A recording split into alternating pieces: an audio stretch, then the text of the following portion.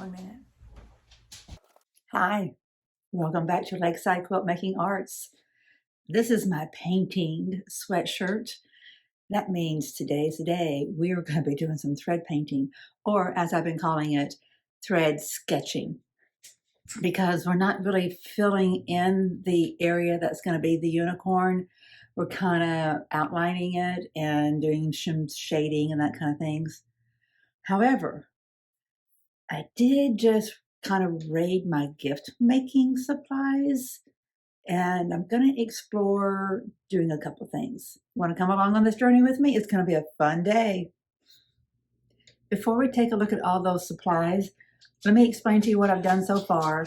Yesterday, if you watched the last two videos, you know I had a little sewing machine hiccup, and a angel of a friend of mine gifted me with a loan of her beautiful brother machine, or pace setter, Innovis 700, and it is lovely. So I was able to do my half square triangles to finish the block I was working on for the Monday video. For the motor block heads 5, group 2, block 10. It is such a mouthful. They need a different way of keeping track of that. So I was able to finish that, and then I was able to move on and just do at least something for the unicorn quilt before I had to get on to editing today's video that you saw today. And if not, go back and look at it. It explains the brother machine and shows you what I made. And that was a label. I made a label, and it was easy to do with that brother. That is a label. So I cut the backing for the unicorn quilt, which I'll show you here in a second, and I made a label. I just put that in the machine, and it did it. Well, it did one line at a row, and these are stitched letters, not embroidered letters. And I did cut the connecting threads. I hope that is okay. This is all an experiment. I probably need to take that thread up. I'll let that stand for a comma. I'm not going to mess with that. Leave as many stitches in there as possible. So Made with Love by Omi. That's what my grandbabies know me as, Grandma Omi. And it's for, and then her name. I just want to, for her privacy's sake, just keep her name out of it. But so I did one line at a time, did my best to gauge where to start. Could have drawn some lines to measure equal distancing and to make sure I'm straight with the grain. Lessons learned, right? Could I make it, experiment with it and get it a little bit more exact and a little bit more centered and balanced? Yes, but I'm having to choose my battles. I really only have today to work on this unicorn quilt and give it my full attention, because tomorrow morning I'm picking up one of my great nephews, and he's going to come and we're going to work on his quilt that he and I started last summer. And I say I kind of guided and directed, but that kid did every stitch. It's impressive. I can't wait to show you guys. So tune in for the rest of this week. You're going to be seeing, I don't know if I get to interview him or not. I'm going to talk to his parents and see if he's even interested in being on camera. I hope so, because I like to show off what he's done and for you guys to experience the personality that's behind all of his creativeness. He's just a lovely, good-hearted, fun, kind of a free-spirited kid. He's just great. And so we'll see. Anyway, so picking him up tomorrow. And so that would be Wednesday for me, even though you're seeing this video on Wednesday. I'm picking him up on Wednesday. He'll be here Wednesday and Thursday. I need to have this unicorn quilt delivered to my granddaughter on Saturday for her birthday party. So today's my day. I need to be as productive as possible. Hence the painting shirt, so I can thread paint. Pulled the hair up, because that's what you got to do when you're painting. And I swear, I'm serious. This is my painting sweatshirt. I was in New York City for the first time, I think it was, in Manhattan, walking around on Central Park in June, middle of June, mind you, maybe the first week or two of June. And it was 40 degrees all of a sudden. That was freezing. Well, there was a stand. They were selling sweatshirts there, Central Park sweatshirts, no less. And it was large, and I thought, oh gosh, I'll take it, because it will go over everything I've got on. It'll be like a sweatshirt. And it would be like a hoodie almost. And I was still cold once I bought this, but I fell in love with it. It's just, it's 100% cotton on the inside.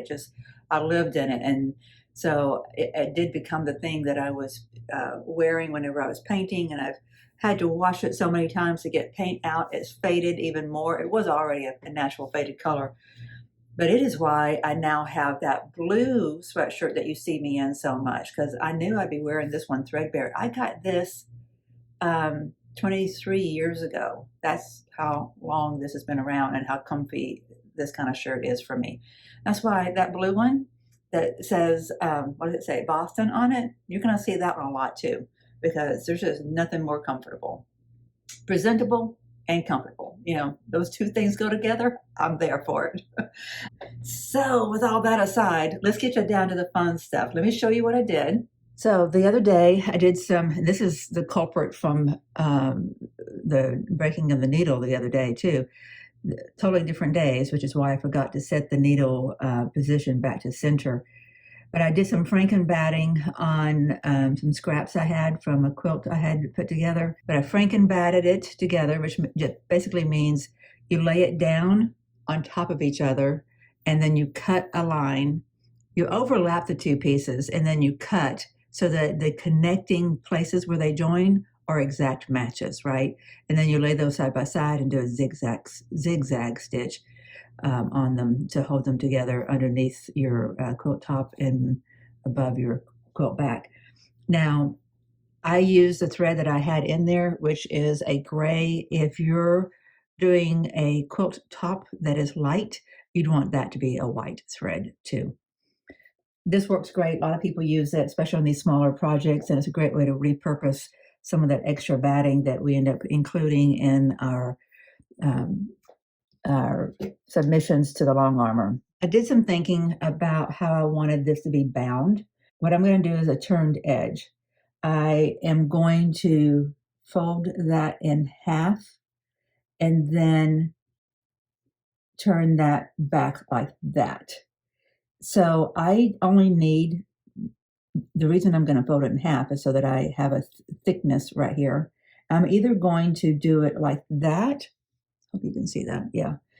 Or I'm going to fold it in half so I have a double edge and fold it all the way back. Now you can kind of see a little bit of the blue revealed, and that's fine. That then removes the benefit of having this folded in half, which gives it a thickness. I do like that though. I can't decide. I need to decide because I need to know where to cut my batting. The other question that I need to answer, and maybe the first question, and that is, can you thread paint, free motion thread painting, once this is turned into a quilt sandwich? I would say yes, but you risk what's going to be on the back being a mess, right?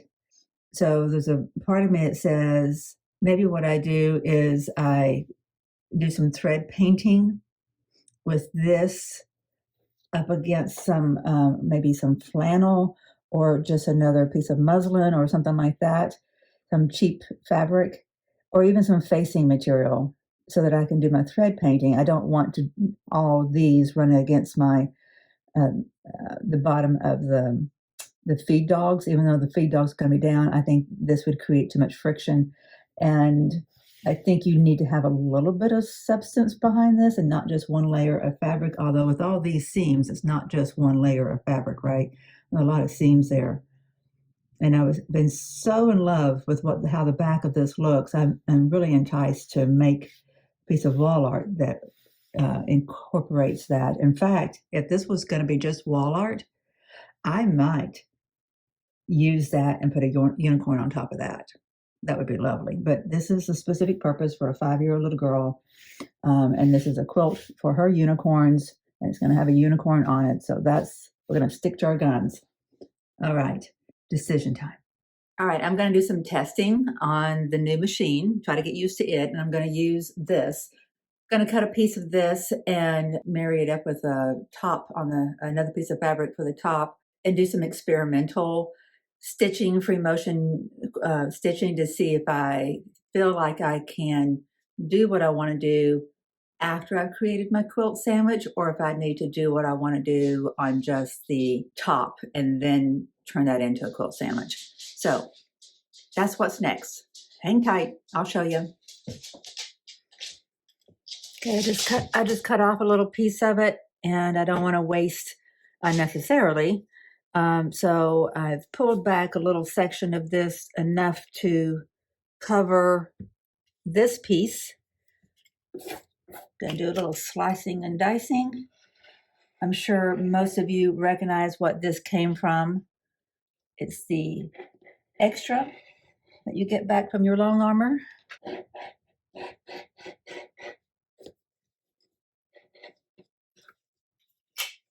Okay, so we magically almost have the quilt sandwich.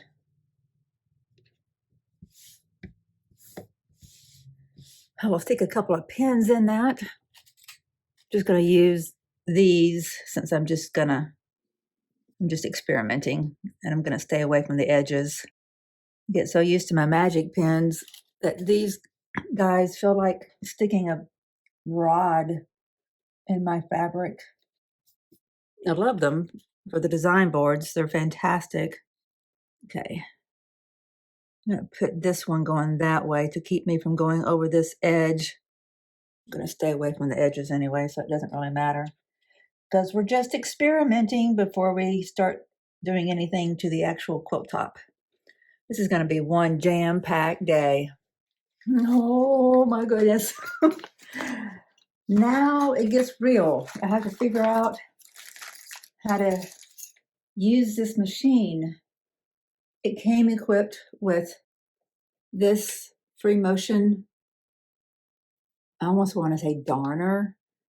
I don't know if it's meant for embroidery, if it's meant for quilting. I'll have to look up and see. I got so much to learn and be creative today. Pressure's on. Pressure is on. Hey, this is Editing Dawn. I am interrupting at this point to give you guys a timestamp on the screen.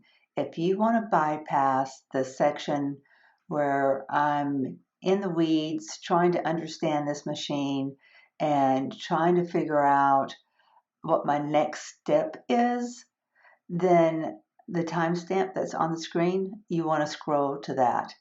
But if you're here for this kind of content, trying to learn and to just witness the creative journey and the vlog style of a channel that this is, I'm on a learning curve, and I'm on a really steep one right now. And you're here for it. I'm here for it. Then keep on watching. Otherwise, skip to the timestamp. Thanks, guys.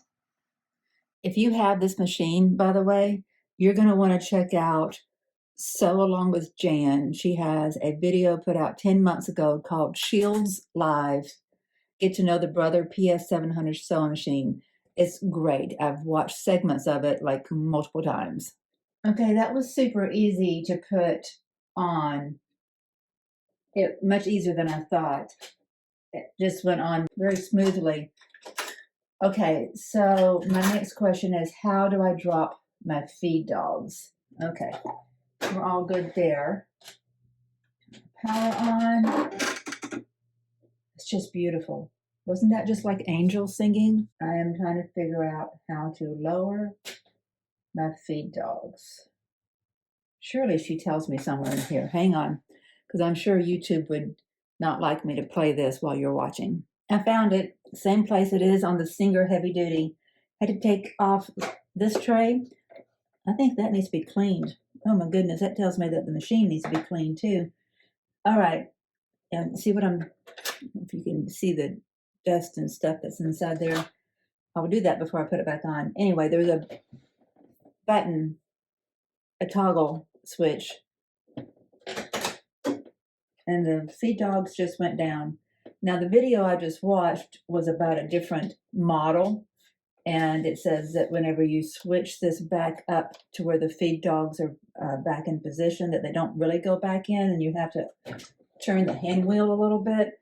So we will look at that once we're at that point. But right now, I am drinking from a fire hose, as they say. So I'm going to parse out what I don't need.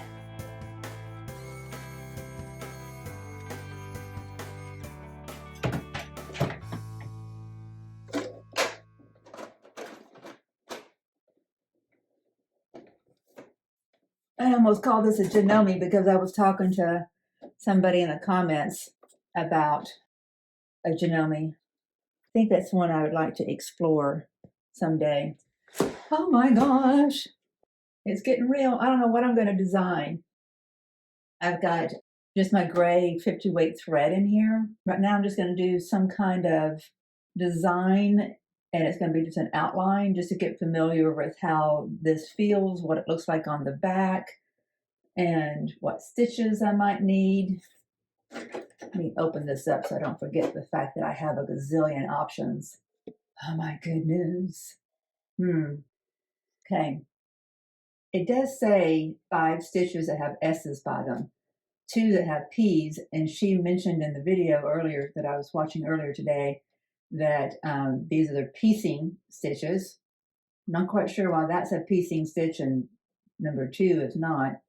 And these Q's are probably my quilting stitches. Oh, there's a 4th one. Oh yeah, that's like a stippling effect. I may want to try that. I don't see any letters by anything else. I don't know what. Let's just explore. I'm going to explore. Oh, okay. I got to have that there. And I can't tell which one is on. I guess it's on 0. No, it doesn't say which one is on, but it's just a straight stitch. It's on a 2.5. I know I'm always going to want smaller. Well, if I'm quilting, I may not. Okay, it's at 2.5 millimeter. That is 0 width, but let's do the number 30, which is, oh, that's so pretty. That's a stippling. I guess to pull the bobbin thread up is a thing that I'm supposed to be doing, so let's try that. I don't see any bobbin thread coming up. I saw her do that. Don't know why that didn't pull my bobbin thread up. If I have to cut off a little 1,000 threads on the back side, I will. All right, let's see what happens. This says it's going to be 7 millimeters wide, 1.6 millimeter in length. I don't know if I have a stitch regulator or not. Let's just see what happens. It says it's in red. Why is it in red? Because lower the pressure foot lever. Oh, that would help. Gosh, that feels very intense for that to be a free motion. How is that free motion with that kind of tension? I need somebody to explain that to me because there's no, oh, maybe it's because of the kind of stitch. I keep on wanting to find a foot pedal. All right, here we go.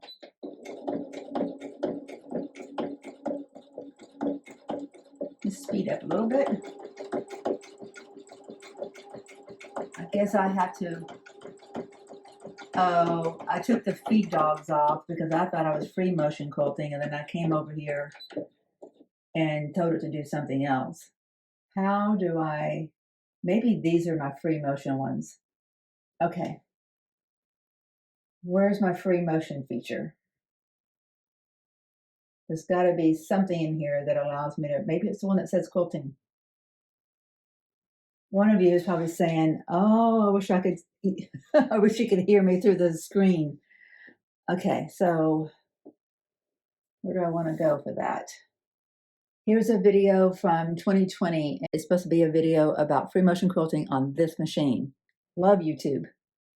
Okay, this is all very interesting. So on this video, she keeps her feed dogs engaged. I don't know how that makes sense.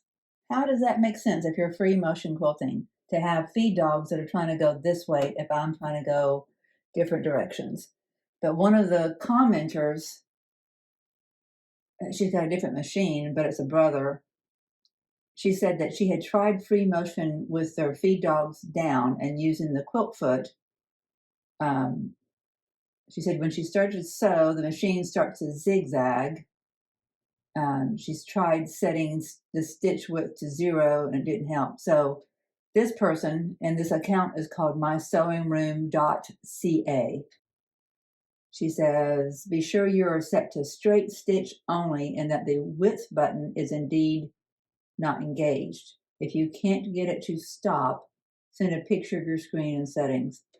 Okay, let's see if there's anybody else. Okay, all right, so let me explore that. Yes, clear that out. I want to go back to number 1, which is a 0 width. Let's see what happens.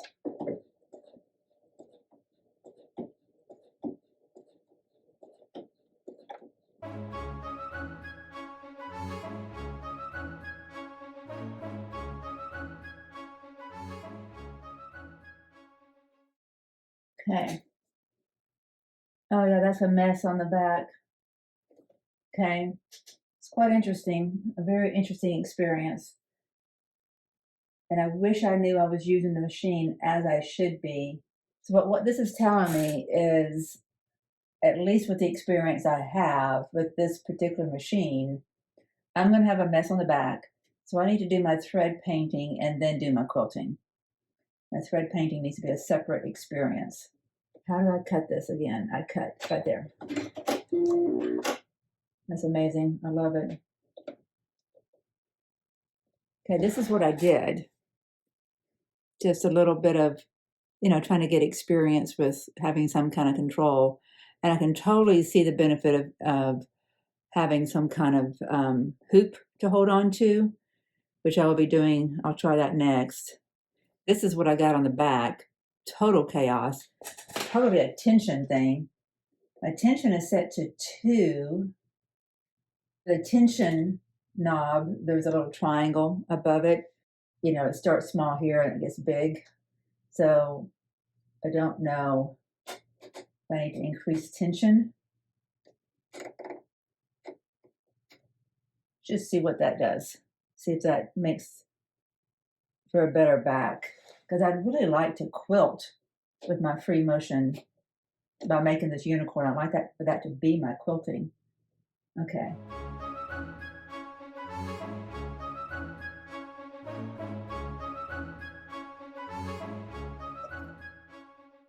No, that's much better. But it's got little eyelashes, so I think maybe it's either too tight or too loose still. Let's go a little bit tighter. Turning it to 5 now.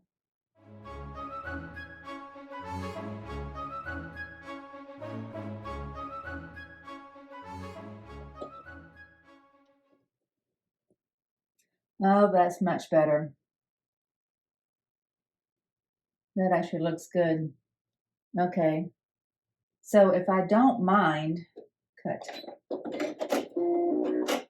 So if I don't mind having a lot going on the back of my quilt, I have figured out my tension issue. See this line right here? This is what I did with tension set to 5. I think I'm going to have way too much going on. I don't want complete chaos on the back. So I am going to, even though we just did this experiment just so that I could give myself permission to free motion quilt the unicorn, I'm going to do the unicorn and then make the sandwich. Okay.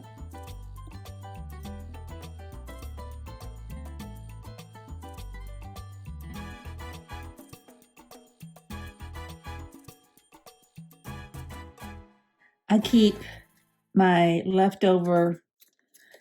discarded blades for my 45 millimeter in one area, so I know they're bad. There's an X on the package. So I think it's probably best if I do the same with this and just keep them all in one spot, even though it's a smaller blade. Always be super careful. Probably need to put it in something other than this, but I don't have that process fully figured out yet. Okay, I feel good. That's out of the way. This is at least 30 years old. It was in my shop area in the garage. It was in my toolbox, and I had been using it there. So that blade I took out was probably the original. So this is a little stiff. I don't know if it's supposed to be any smoother than that. I cleaned everything. So I don't know why it's so stiff, unless maybe I just got this too tight. So loosen that a little bit. See. Maybe it's just because it's an original OFA. I don't know. It's not so bad, but I wouldn't want to use that all the time. The reason I'm using this cutter right now is, let me show you what my thoughts are.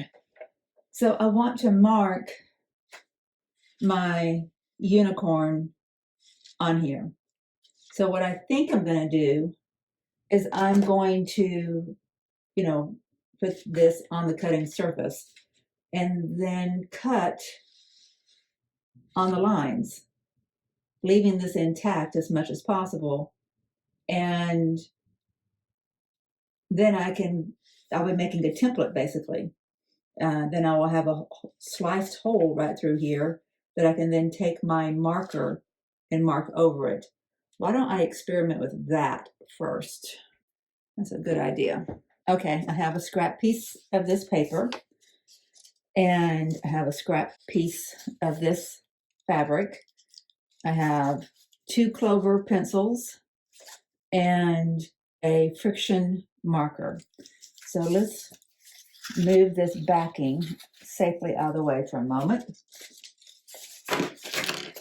And if I were to just make a design, let's say I want to make a leaf.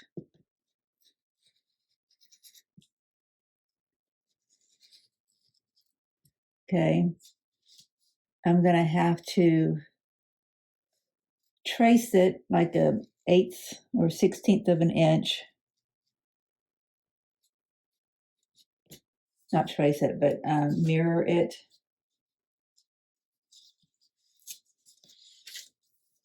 So that I would have enough of an opening to make my markings. And this small little marker, a small little rotary cutter,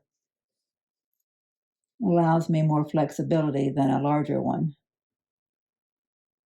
I don't have to have every line completely drawn and matched up. I just need the major ones to give me a starting point. Because as you've seen by my selection of things that I'm thinking about adding or using, I have much flexibility in what this is going to eventually look like. So that's what I end up with. It doesn't have to be real exact. Okay, that gives me plenty of room to come in and mark with that. Let's see what it does with this. Of course, this is not going to show up well. That's great. Okay, this is going to kind of work. It's going to work well enough. The question is, which one of my markers is going to show up on that? It's probably going to be my purple friction pen. Need to find that. Do any of you remember where I was and what I was doing when I was using my purple friction pen? I know I was using it on one of our projects recently, and I remember putting it down somewhere thinking, oh, I'll remember where this is. I have no idea where it is, and it's the one I think is going to show up the best. Oh dear. So I'm going to, number one, let's just get that out of the way a little bit better. Can you see this? Probably best right there. Okay, just going to secure this so it's not moving around on me. There's no need to add any additional frustration points, right? Some of the pictures I've seen on Instagram, I'm sorry, not Instagram, what is that? Pinterest. And I've just Googled for images. The unicorns can have feathers in their mane. They can have leaves in their mane. All kinds of stuff going on. I don't know what I'm going to get done. Don't know what is going to... One of my objectives is that this is still texturally soft so that so that my granddaughter welcomes it on her bed, and it's something cuddly, somewhat cuddly to cuddle up with. So I don't want to put anything too scratchy on here. Or too much texture, I don't want it to look like I just dumped all my crafts on it. So I got to be creative and thoughtful about this. If I screw up and waste this quilt top, I'm just going to have to be okay with that. So what I'm going to do is, since I've got a line here, I'm going to go on either side of it. Probably what I'll end up doing is not making a slice in this paper for every one of the markings that are on it, but referencing it as I am sewing and placing things. Like these things here, I don't know that I need to do those. So I'm ignoring them at the moment.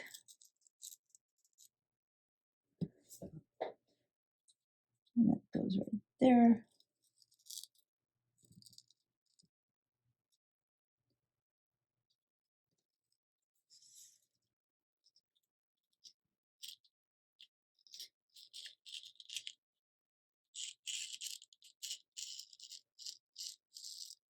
Oops, that's a bit wide.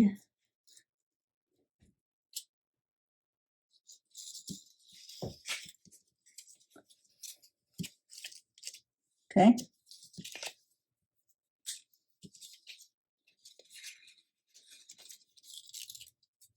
Okay. All right, that's not too bad.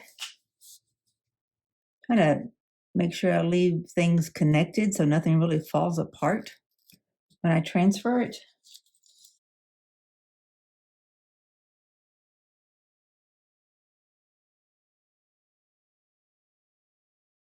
There, okay. I might make a short little mark right there.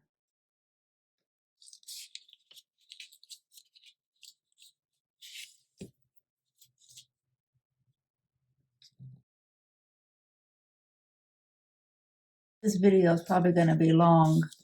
What I might do, might have to do a long version and a short version.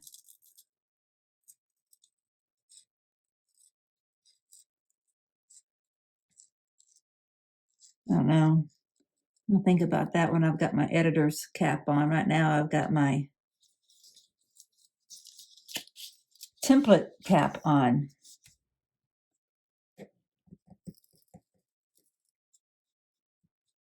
Really glad I found this smaller, what is this, 28 millimeter Olfa cutter. This is going to be a slow go right here.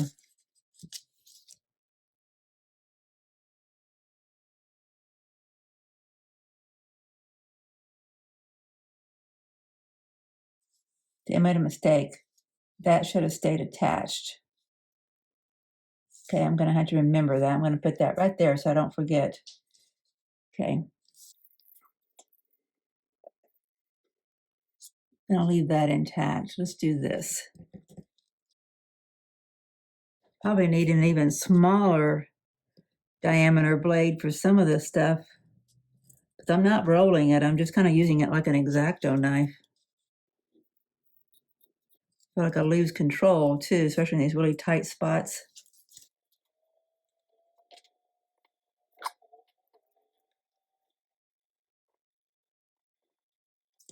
Leaving that like that. Okay. All right. That may be the worst of it. This is kind of some key components, like the shapes of these curves are intentional. Oops.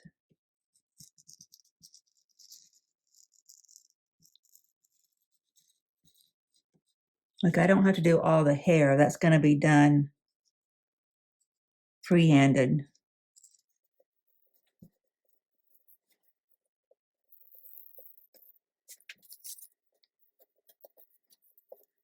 Okay. All right, let's do some of these.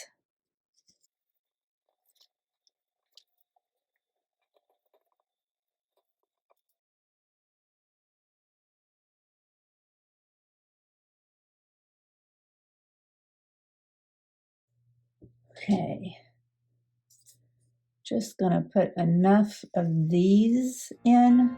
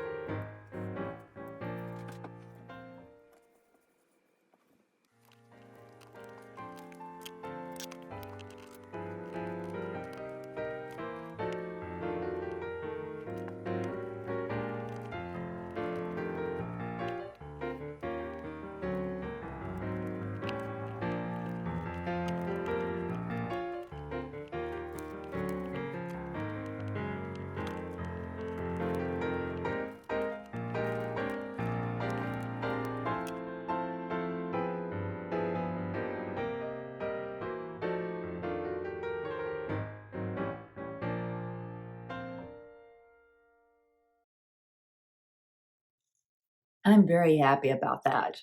I mean, like, I think it looks great as it is. It's a great looking template. um, I was afraid I was gonna trash the drawing completely when I started taking that blade to it, but it worked out okay. Now we just need to put that unicorn on here. I am really pleased with how that template turned out. I was afraid I was gonna completely trash it by taking that blade to it, but it worked out. I'm so glad that it did. I'm so glad that it did. Okay, so I'm going to transfer the template to the top. I'll change your angle so you can see what's going on. I sure wish I could find my purple flexion. Was it not flexion? Was it friction pen? I don't know where it is. I had it just a few days ago while we were working on a project. It should be very visible because my studio is organized, right? We went through that just 2 weeks ago.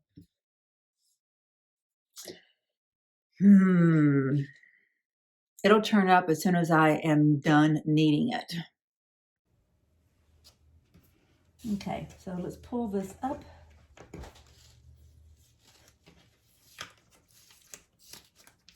I'm going to keep the tape attached to it in case I can use that tape again. Maybe I'll just slide this under there. I'm going to put, I always wanted the darker, see we've got more of the darker fabrics on the bottom and this right side. I'm going to slide the top end such that those are on the bottom and the right.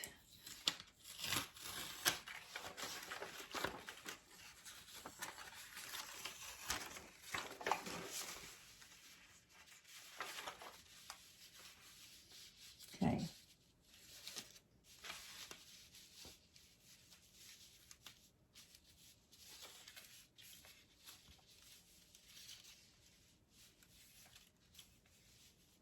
I want to make sure that the point, where do I want the point of that horn to come out? Like, can you see, like at, right in the point or off to the side? Got to remember, I'm not sure yet how much of this is going to be turned down. So I want to make sure that I keep it completely on inside the area that's marked in the white. I've got room Yeah, I think I should do it this way. Okay. If that's right there,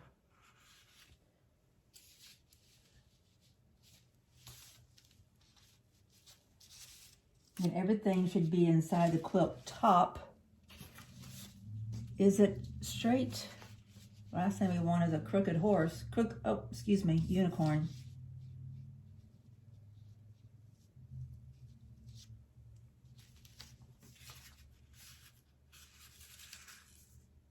Yes, okay.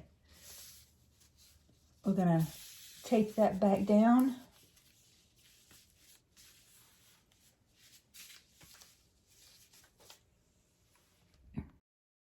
You'll never believe what just happened because I was completely taken aback. I stopped for a little bit, went into the kitchen to have a little lunch.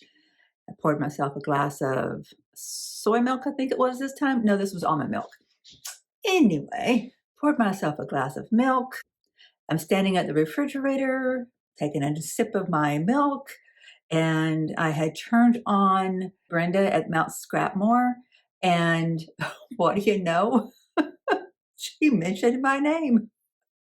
I gasped, like audibly gasped while I was drinking my milk. I just about spewed my milk inside the refrigerator. It delighted me so much. I almost am too embarrassed to tell you that. I did not spew milk into the refrigerator, but it was almost a disaster. She totally took me by surprise. And I was thrilled. I mean, what an honor and exciting for me. I'm this little bitty nobody channel, just this hermit living at the lake, quilting every chance she gets, exploring all the arts of quilt making. And here she is. She's been doing this for a while and being a quilter for a while. She's been doing her channel for a while and she's been doing the art of quilt making for a while. And, here I hear my channel name being mentioned. So thank you, Brenda. I really appreciate you and for giving me the giggles afterwards too, making me laugh at myself. I hope you guys got a laugh out of that too. It was very sweet of Brenda to do that. And it means a lot, just like it means a lot for you to make sure that you are subscribing and to following the channel. YouTube uses that as data to help its algorithm to share this out to other people who watch content like what you do. And if you're a quilter and you have interests that aligns with what I'm doing, then other people who are watching things like what you're watching will be notified of my channel. That helps them to find the channel and they can subscribe too. And of course, you guys know how this works. You're not monetized until you have 1,000 subscribers and 4,000 watch hours. And I'm getting close and I can't wait. I'm excited. As I have shared, the medical journey that I've been on these past few years has been extraordinarily expensive. So I'm welcoming this channel being lucrative, being productive, income wise. So with that, again, thank you, Brenda, and thank you everybody who is following this journey, subscribing and watching and sharing and commenting. Means so much to me. Thank you. Let's get back to our unicorn. He's lonely. Okay, so now we need to transfer lines. Is that going to work? I may do a little bit of blue and pink. I'm trying to press the fabrics down as I'm using this pencil so aggressively so I'm not stretching anything, That looks like let's use this.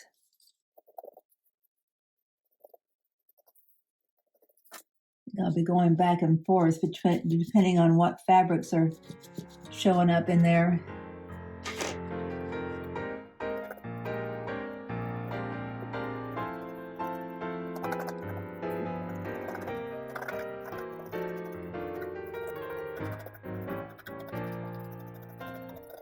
Okay. All right.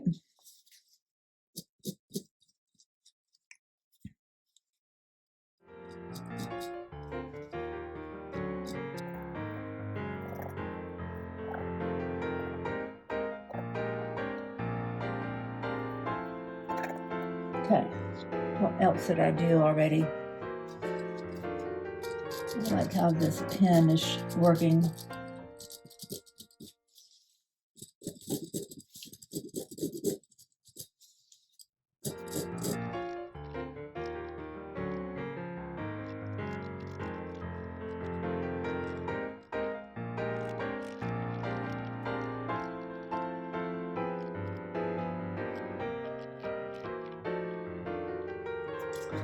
I think I have made all my marks.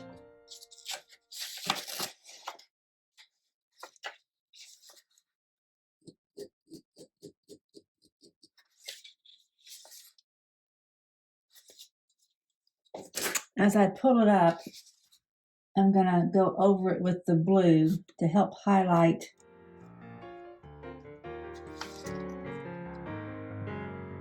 And that's working.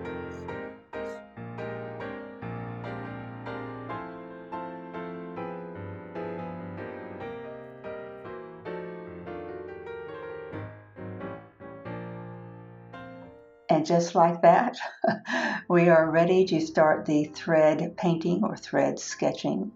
We will pick up tomorrow with that. Thank you for being on this journey. We'll see you soon. Thanks for being here. Bye.